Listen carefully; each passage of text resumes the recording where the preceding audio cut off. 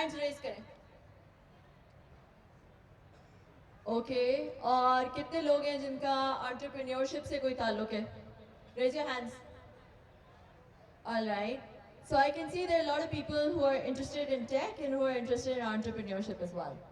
अच्छा, कितने लोग हैं जिनको AI के बारे में कुछ पता है या उन्होंने यूज की हुई है AI? Very nice. किस किसने चैट जीपीटी यूज किया हुआ है? हाँ, काफी सारे हाथ में है ऊपर। असाइनमेंट्स लगता है चैट जीपीटी की मदद से ही होती है। ऑलराइट, अच्छा जी। तो so I have a couple of options here. We can talk about AI fully, or we can talk about entrepreneurship and tech entrepreneurship in particular. ठीक है? आपने मेरा इंट्रो देखा होगा। I've done a little bit of I became part of the founding team of a tech startup in the Silicon Valley, जिसके लिए हमने $96 million raise किया। That is valued at $500 million. और मैं सिस्को में ग्लोबल अकाउंट डायरेक्टर थी, based out of Sydney. But then I had a midlife crisis, and I came back to Pakistan in 2020, early 2020, to do something back home, to do something here. और जो take businesses होते हैं ना, जो take platforms होते हैं, देखिए आप यहाँ पे एक ब्यूटी पार्लर खोल सकते हैं, ठीक है? अब आप उस पार्लर को एक जगह पे खोलेंगे, ऐसा ही है, किसी एक जगह पे, किसी एक इलाके में आप उस पार्लर को खोलेंगे, वहाँ पे एडवर्टाइज करेंगे, जी मैंने एक पार्लर खोला है, उसमें ये सर्विसेज हैं, और फिर वहाँ के जो लोग हैं वो आपके पार्लर में आना शुरू करेंगे। अगर आप बहुत अच्छी भी सर्विसेज देते हैं तो आपका एक सर्टेन टाइम है, आपने सुबह इतने बजे खोलना है और इतने बजे वो पार्लर बंद हो जाना है। उस टाइम के अंदर अंदर ही आप सारी सर्विसेज दे सकते हैं और उस जगह के अंदर अंदर ही सर्विसेज दे सकते हैं। ऐसा ही है अगर आप कोई रेस्टोरेंट खोलते हैं तो रेस्टोरेंट में भी ऐसा ही है।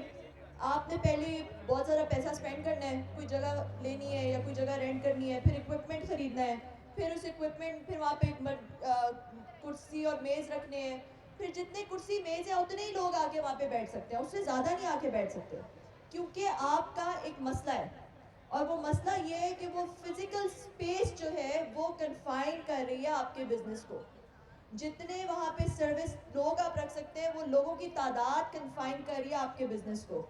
जितने घंटे आप दिन में हैं वो घंटे कन्फाइन कर रहे हैं आपके बिजनेस को। ऐसा ही है, मगर टेक बिजनेसेस में ऐसा नहीं है।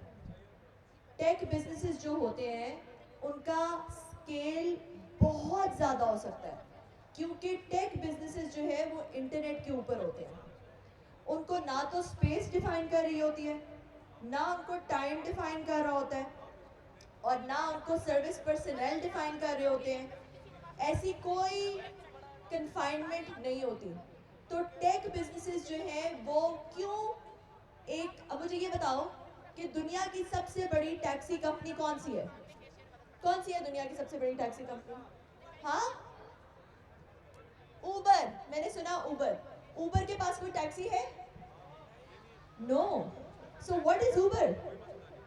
उबर is a technology platform, it's a tech company. ऐसा ही है। दुनिया की सबसे बड़ी हॉस्पिटैलिटी कंपनी कौन सी है जो ये होटल्स का काम करते हैं? कौन सी कंपनी है? Airbnb. Somebody said from here. Does Airbnb do they have any hotel? Do they own any hotel? Huh? No. But it's the biggest hospitality company in the world. What is it? It's a technology company. ठीक है? सबसे बड़ी movie rental company कौन सी है? Netflix.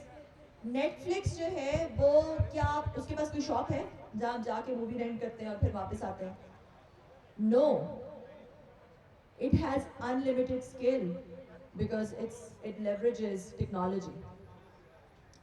सो टेक्नोलॉजी एक ऐसी चीज है जो कि पूरा का पूरा सेक्टर ट्रांसफॉर्म कर देती है, और एक कंपनी पूरी दुनिया पे राज कर सकती है। छोटी सी कंपनी, जब हम एमबीए में कर रही थी तो उस एमबीए में एक पुराना कॉन्सेप्ट था जिसमें ये कहा जाता है कि जी आप कितने बड़े हैं और आपके पास कितना मार्केट शेयर है, इससे आप पता चलता है कि आप कितनी डिस्ट्रप्शन क्रिएट करेंगे। मगर एक छोटी सी कंपनी ये सारे एमबी के कॉन्सेप्ट जो है ना, इनको बाद में बिन कर दिया गया, फेंक दिया गया ट्रैश कैन में, क्योंकि छोटी सी कंपनी एक आई और उसने पूरे के पूरे सेक्टर को डिसरप्ट कर दिया, उल्टा सीधा कर दिया। वो दुनिया की सबसे बड़ी टैक्सी कंपनी बन गई, दुनिया की सबसे बड़ी हॉस्पिटैलिटी कंपनी बन गई, दुनिया की सबसे बड़ी स्ट्रीमिंग कंपनी बन गई। आपको पता है नेटफ्लिक्स ने कोडैक नेटफ्लिक्स को खरीदने लगा था फॉर $50 मिलियन बैक इन 2001। और कोडैक के जो सॉरी नॉट कोडैक, ब्लॉकबस्टर खरीदने लगा था उस वक्त। ब्लॉकबस्टर एक बहुत बड़ी मूवी कंपनी थी, फॉर $50 मिलियन का वो डील हो रहा था 2001 में। और ब्लॉकबस्टर के CEO did not treat him well. जो सीईओ था नेटफ्लिक्स का, Netflix is not going to amount to anything. Where is Blockbuster today? It's gone. अच्छा, अब इसके पीछे आते हैं, इसके पीछे कॉन्सेप्ट क्या है। So let me tell you about this meeting that I had. I was sitting in Australia as a global director in Cisco. वहाँ पे फेसबुक का सीईओ, फेसबुक का जो ANZ का ऑस्ट्रेलिया न्यूजीलैंड का कंट्री मैनेजर है, वो बैठा हुआ था। AWS का country manager was sitting there. There was Oracle, there was SAP, there were a few of us tech leaders. We were sitting in a room in Australia. और एक चीज पे हमने agree किया. We said we are all obsessed about one thing. One thing is something we're all obsessed about. We are spending billions of dollars उस एक चीज में. पता है क्या चीज थी वो? कोई guess करे? कोई आवाज नहीं आ रही। मैंने सुना है पीछे से कोई आवाज आई है, AI। No, it wasn't AI। AI तो एक मीन्स है उस चीज को अचीव करने का, मगर वो चीज क्या है? साइबर सिक्योरिटी किसी ने कहा, cyber security is also tool. It's customer friction, simplicity, convenience. Obsessed है, big tech companies are obsessed with this concept. आपको पता है कि क्यों बिलियंस ऑफ डॉलर्स लगते हैं? सिरी में क्यों बिलियंस ऑफ डॉलर्स एप्पल लगाते हैं? क्यों? क्योंकि जब आप कहते हैं हे सिरी डायल XYZ, तो आपको फोन उठाना नहीं पड़ता, उसको अनलॉक नहीं करना पड़ता, उसके अंदर अपना कॉन्टैक्ट ढूंढना नहीं पड़ता, नंबर ढूंढ के उसको डायल नहीं करना पड़ता। ये कुछ सेकंड है, 10 सेकंड लगते हैं सब कुछ करने में, मगर वो हे सिरी आपके वो 10 सेकंड सेव करता है, वो 10 सेकंड फ्रिक्शन है। तो टेक कंपनीज आर ऑब्सेस्ड कि किसी तरह फ्रिक्शन रिमूव कर दो। थोड़ी सी फ्रिक्शन रिमूव करना is billions of dollars of revenue, billions of dollars of revenue. आपने ढूंढना है आपकी सोसाइटी में कहाँ कहाँ फ्रिक्शन है, कहाँ कहाँ जो है आप वो फ्रिक्शन रिमूव कर सकते हैं। इन कंपनीज ने क्या किया? नेटफ्लिक्स ने क्या किया? नेटफ्लिक्स ने फ्रिक्शन थी ना, आप गाड़ी में बैठते थे, फिर एक मूवी रेंटल शॉप पे जाते थे, फिर वहाँ पे सारी मूवीज देखते थे, फिर एक मूवी रेंट करते थे, फिर वो घर लेके जाते थे, फिर उसको देखते थे, फिर वापस आते थे, फिर उसको वापस करते थे, फिर दूसरी मूवी रेंट करते। फ्रिक्शन है। नेटफ्लिक्स ने क्या किया? नेटफ्लिक्स ने कहा नहीं, तुम अपने घर बैठे रिमोट को ऐसे करो और तुम वहाँ से मूवी देख लो, सब्सक्राइब कर लो, तुम्हें बार बार पे भी करने की जरूरत नहीं है। रिमूव कर दी सारी फ्रिक्शन। उबर ने क्या किया? आप जाके टैक्सी के लिए खड़े होते थे स्ट्रीट के ऊपर धूप में, फिर जो है वो आपको ये taxi happens to pass by, you hail it, फिर वो स्टॉप करेगा, फिर वो आपके कपड़े जूते देखेगा, फिर बताएगा कितना किराया है, ठीक है? और आपको नहीं पता वो सीरियल किलर भी हो सकता है, by the way, taxi driver, we don't know who that person is. So the thing is कि ये फ्रिक्शन रिमूव कर दी उबर ने। इसी तरह Airbnb ने फ्रिक्शन रिमूव कर दी। सो द फर्स्ट थिंग, जब आप अपने एंटरप्रेन्योरियल जर्नी पे चलें, देखें आपके इर्द गिर्द कहाँ कहाँ फ्रिक्शन है और उसको हटाएं। दूसरी चीज है जो इनोवेशन है, वो है मास कस्टमाइजेशन। मास कस्टमाइजेशन क्या होती है? Anybody knows? जब कोई चीज मास में करते हैं उसको कस्टमाइज नहीं कर सकते। जब कोई चीज कस्टमाइज करते हैं मास में नहीं। जब आप लंगर में जाते हैं तो वहां पे आप कह सकते हैं कि यार मुझे पिज्जा खाना है, नहीं, क्योंकि वो लंगर है, वहां पे देग बन रही है, सबने वो देग खानी है। मगर जब आप रेस्टोरेंट में जाते हैं तो आप कह सकते हैं कि भाई मुझे ये दे दो, एक फूड मेन्यू है, उसमें से आप चूज कर सकते हैं। तो ये पैराडॉक्स है, जो चीज मास में होती है कस्टमाइज नहीं हो सकती, मगर जो चीज कस्टमाइज हो सकती है मास में नहीं हो सकती। मगर मुझे एक बात बताएं, आपकी फेसबुक फीड जैसी है? नहीं। हर बंदा जब अपनी फेसबुक खोलता है तो वो अपनी उसकी फेसबुक जो है वो फीड उसके मुताबिक होती है, जो मैं देखना चाहती हूँ मेरी फेसबुक में वो आता है। जो नेटफ्लिक्स की फीड है आपकी और आपकी डिफरेंट है, क्योंकि जो आप देखना चाहते हैं वो आपकी नेटफ्लिक्स में आपको शो होगा। ये क्या है? What is this? अभी मैंने क्या कहा था? Mass customisation. Thank you very much. This is mass customisation. आपने ऐसे एल्गोरिथम्स बना दिए कि हर बंदे को उसकी पसंद की चीज नजर आ रही है, उसकी पसंद की।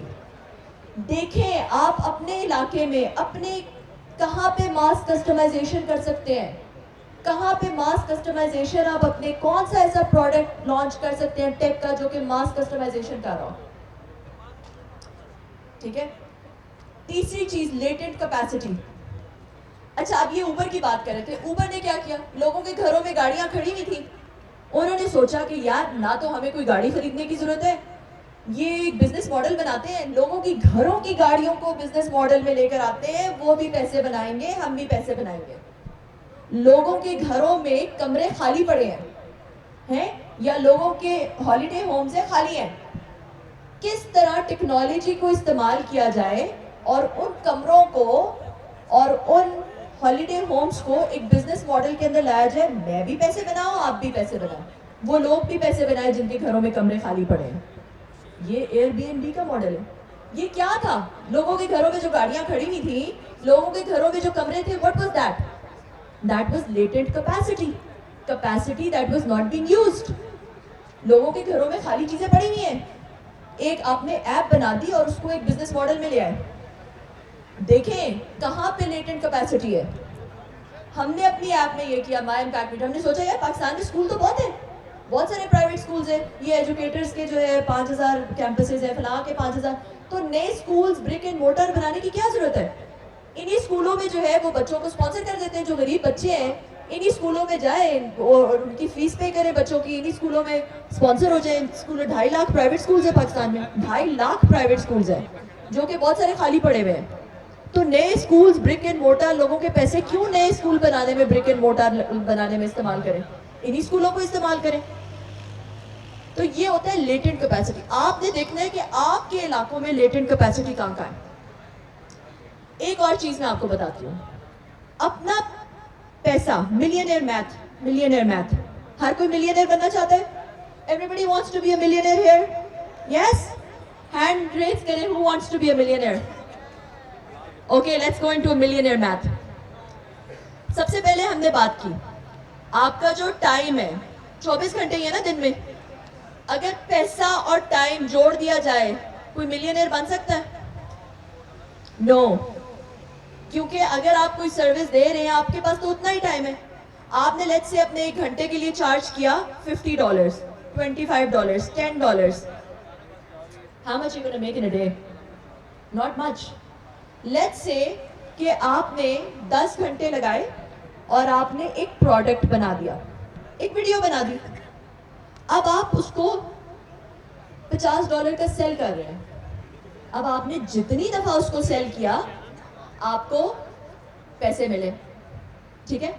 सो अगर मिलियनेयर मैथ में जाए तो अगर आपने कोई चीज $50 की रखी है, $100 की रखी है, लाख दफा उसको सेल करेंगे तो आपको मिलियन मिल जाएगा, लाख कस्टमर्स मिलेंगे, you will be a millionaire. You just have to make something which cost $100 or $50 and then you send it। $50 किया तो 2 लाख दफा सेल करें, 2 लाख कस्टमर्स ढूंढ लें। अगर $100 किया, लाख कस्टमर ढूंढे, मिलियनेयर हैं आप। चले ठीक है, आप कहते नहीं यार मुझे लाख कस्टमर ढूंढना नहीं आता। ठीक है, चले हम एक बात करते हैं, आपने किताब लिखी।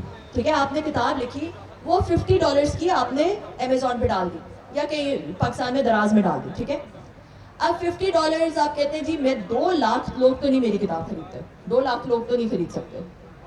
ठीक है, तो आप कहते हैं कि नहीं यार अब मैं क्या करूं क्या करूं। अच्छा, आपने कहा मैं इस तरह करता हूं कि इस किताब के बेसिस पे मैं एक वीडियो सीरीज बनाता हूं।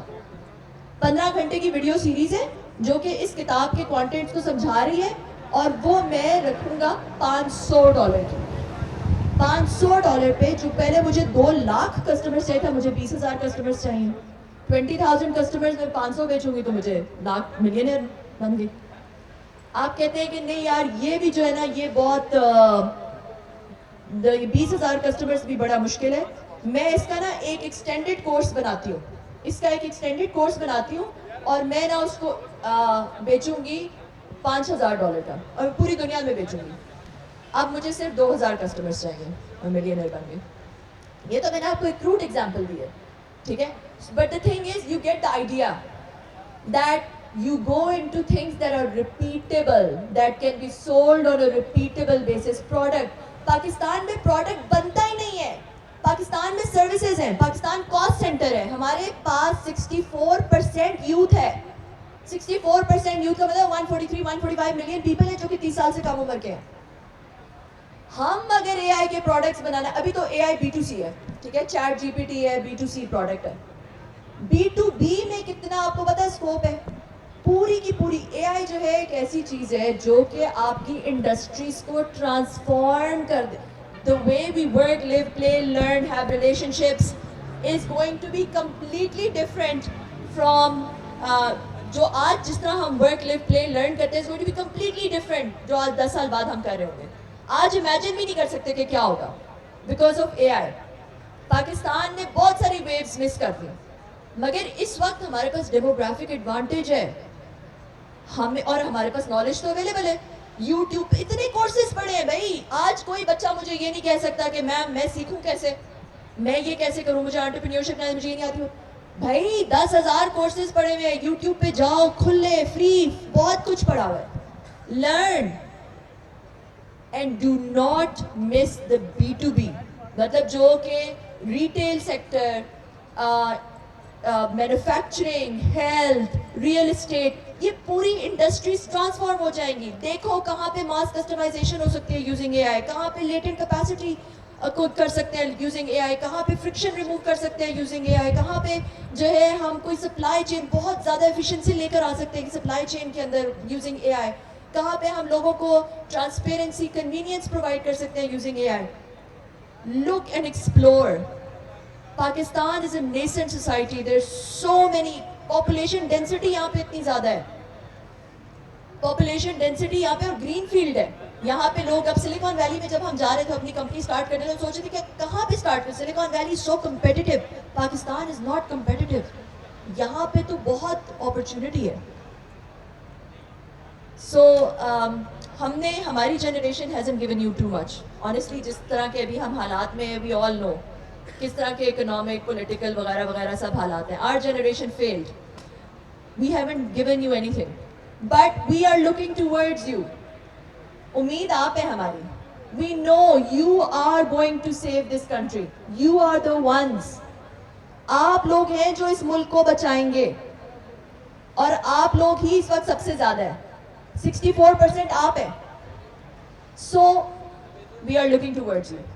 Do not miss this wave. Go and make waves. Thank you very much.